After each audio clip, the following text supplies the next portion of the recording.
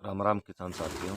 आज इस वीडियो में आपके साथ हम चर्चा कर रहे हैं उन सभी किसान भाइयों की समस्याओं के सवालों का प्रत्युत्तर देने का हम प्रयास करेंगे। इन दिनों काफ़ी किसान बहुत परेशान हैं जीरे की फसल को लेकर। जीरे की फसल में महंगे महंगे रसायनों के उपयोग करने के बाद भी जीरे की जड़ गलन नहीं रुक रही है। किसानों के खेत खाली हो रहे हैं और किसान हताश हो रहे हैं। तो काफ़ी सारे वीडियो हमारे देखकर वो हमें भी फ़ोन करते हैं कि आप अगर कोई ऐसा तरीका बता सकते हैं जिससे हम अपने जीरे की फसल को बचा सकते हैं। तो किसान साथियों, जो हमारा कई सालों का अनुभव और जैसे हम खेती करते हैं और हमारे खेत में जड़ गलन क्यों नहीं होता, तना गलन क्यों नहीं होता, पौधों में फसल में विल्ट उगटा छाछिया क्यों नहीं आता, हम समय पर सारे उत्पाद बनाकर समय से पहले तैयार कर लेते हैं। फसल लगाने से लेकर पकने तक क्या-क्या उत्पाद जीरे की फसल में या अन्य फसलों में जो लगने वाले हैं, वो सारे उत्पाद हम पहले से ही बना के रखते हैं। आज इस वीडियो में आपके साथ चर्चा करेंगे आपकी समस्याओं का समाधान। अक्सर बहुत अधिक किसानों के मेरे पास फ़ोन इस प्रकार रहे कि जीरे की जड़ गलन को रोकने का कोई जैविक समाधान। मैंने आपको कई तरीके भी बताए, काफ़ी लोगों ने प्रयोग भी किया और अच्छा परिणाम भी मिला। पर जो सबसे मुख्य उत्पाद है खेती को सुधारने के लिए, खेती में भूमि जनित जो बीमारियां, जो फंगस, जो नुकसानदायक जीव कीट पतंग है, उसको रोकने का एक रामबाण हर किसान के खेत में, मेड़ पे, आंगन में ये पेड़ खड़ा होता है जिसे आप नीम का पेड़ कहते हैं। किसान साथियों, जब तक आप नीम के पेड़ की पत्तियों को, इससे निकली निम्बोली को पीस कर या इसका तेल निकाल कर जैविक खेती में खेती का हिस्सा नहीं बनाएंगे, तो आप कुछ भी कर लो, आपको समाधान नहीं मिलने वाला। आज इस वीडियो में उन किसान भाइयों का ऐसा सवाल कि हमारे पास निम्बोली तो है पर पीस नहीं सकते और उसका तेल कैसे निकालें। तो आज मैं आपको सामने रखी निम्बोली, इसको सॉल्युबल हमने कैसे बनाया और इसके अंदर जो एजार्ड मुख्य जो तत्व था, कीटनाशक, कीट नियंत्रक, वो हमने इसके अंदर से कैसे निकाला। वेस्ट डिकम्पोजर आने से मैं धन्यवाद करूंगा कृष्ण चंद्रा जी का, जिन्होंने कितनी मेहनत की होगी किसानों की आमदनी को डबल करने के लिए और खर्चा कम करने के लिए।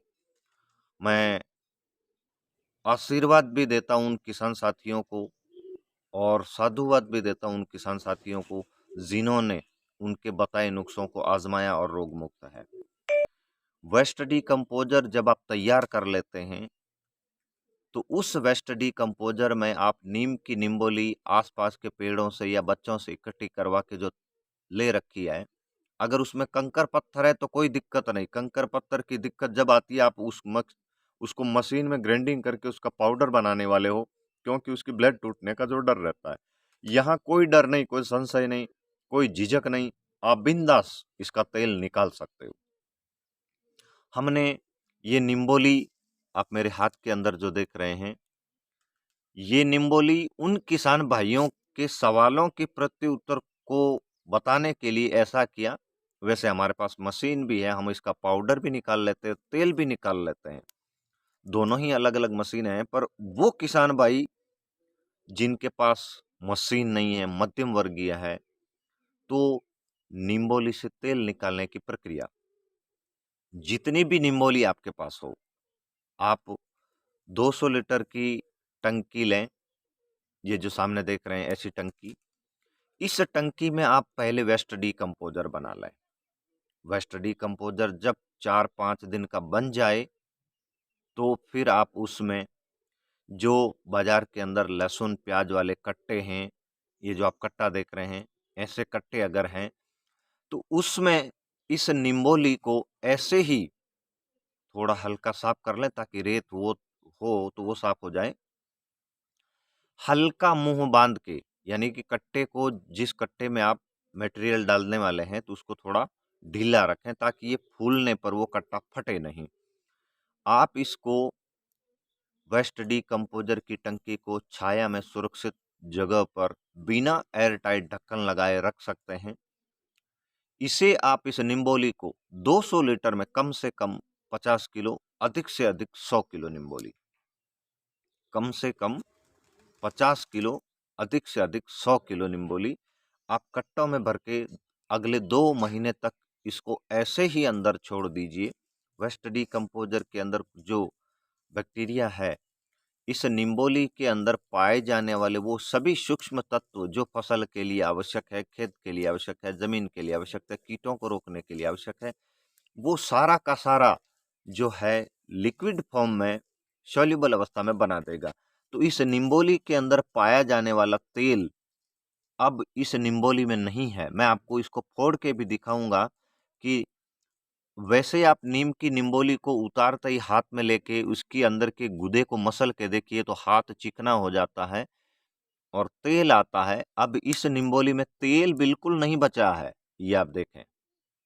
मैं आपको पूरा दिखाऊंगा कि ये कैसे निम्बोली जो थी इसके अंदर तेल था वो कैसे सॉल्युबल हो गया और ये जो है कैसे आटा आटा हो रही है।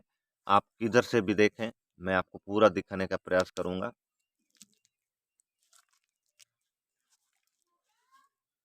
ये देखिए, ये पूरा पूरा इसके अंदर जो तेल था वो तेल अब वेस्ट डीकम्पोजर की टंकी में आ चुका है। अब इसके अंदर जो मटेरियल बचा है वो केवल आटे के रूप में। अब इसके अंदर तेल बिल्कुल भी नहीं बचा है। जिस टंकी में आप निम्बोली डालते हैं उस टंकी को आप कम से कम 2 महीने रखें। समय समय पर आप इसको लकड़ी के डंडे से हिलाते रहें।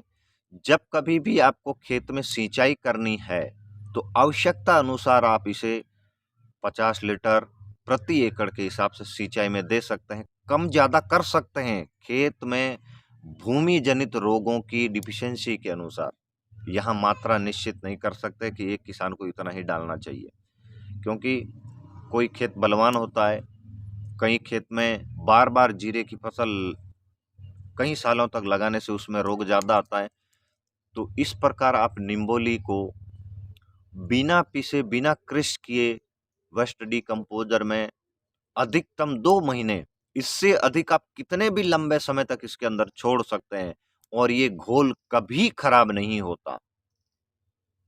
जब आप इस लिक्विड को पूरा यूज कर लेते हैं तो उसके बाद उसके अंदर आप एक बार फिर से वेस्ट डीकम्पोजर डाल के उसको अगले साल के लिए भी उपयोग ले सकते हैं। तो फिर उस मात्रा को जो आप उपयोग करने वाले थे, जो पहले उपयोग किया, उससे आपको थोड़ा अधिक मात्रा में उपयोग करना है। अगर आपको नीम तेल को निम्बोली से अलग करने का तरीका अच्छा लगा तो आप उन किसान भाइयों के पास ये वीडियो भेजिए जिनके आसपास खेत में मेड़ पर नीम के पेड़ हैं और वो इसका उपयोग करना चाहते हैं। तो वेस्ट डीकम्पोजर की टंकी के अंदर इन निम्बोलियों को कट्टों में भर के आप 2 महीने के लिए छोड़ दें। इसके अंदर निम्बोली के अंदर जो भी आवश्यक पोषक तत्व, खनिज तत्व या हैंग होंगे वो सभी के सभी फसल के लिए उपयोगी सॉल्युबल अवस्था में बन जाएंगे। अक्सर कई किसान साथी बाजार से तेल खरीदते हैं तो वो वाटर सॉल्युबल नहीं होता, तो उसको घोलने के लिए भी किसान भाइयों को साबुन सर्फ का उपयोग करना पड़ता है। पर यहाँ तो कुछ नहीं, ये लिक्विड आप जैसे ही पानी में मिलाएंगे तो पानी में मिल जाएगा, स्प्रे में मिलाओगे तो स्प्रे में मिल जाएगा। इसमें न सर्फ की आवश्यकता न ही कोई दूसरा मटेरियल डालने की। वीडियो अगर अच्छा लगा तो और किसानों तक भेजिए ताकि वो भी इसका लाभ ले सके। धन्यवाद।